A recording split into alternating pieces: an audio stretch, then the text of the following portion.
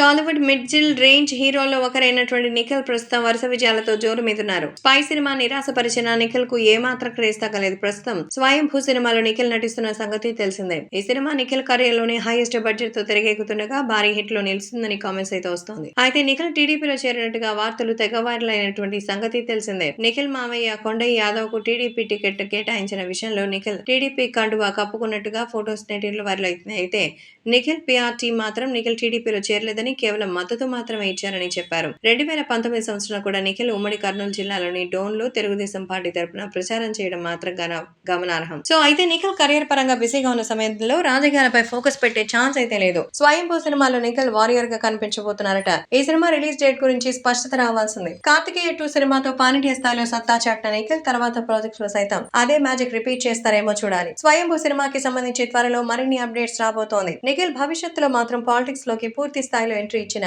ఆశ్చర్యపోవాల్సిన అవసరం లేదని కామెంట్స్ వస్తోంది. నిఖిల్ రెమ్యునరేషన్ 14 నుంచి 15 కోట్ల రూపాయల రేంజ్ లో ఉంటుందని సమాచారం. నిఖిల్ వరుస విజయాలు సాధించేలా కెరీర్ ను ప్లాన్ చేసుకుంటుండగా రాబోయే రోజుల్లో ఆయనకి ఎలాంటి ఫలితాలు వస్తాయో చూడాల్సి ఉంది.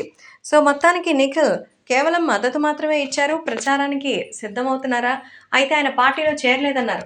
పార్టీలో చేరడానికి మద్దతు తెలపడానికి పెద్దగా డిఫరెన్స్ ఏంటో మరి నాకైతే అర్థం కావలేదు. పార్టీలో చేరితే పదవులు వస్తాయి, లేకపోతే మరి ఎక్కడైనా ప్రచారం చేసినప్పుడు రావాలా? మద్దతు ఇస్తే మరి దానికి తేడా ఏంటో? మద్దతు ఇవ్వడం అంటే కేవలం ఫోటో తీసుకోవడం మాత్రమేనా? ఈ విషయాలు మాత్రం ఇప్పుడు సోషల్ మీడియాలో ఎంతగానో సంచలనంగా మారుతోంది.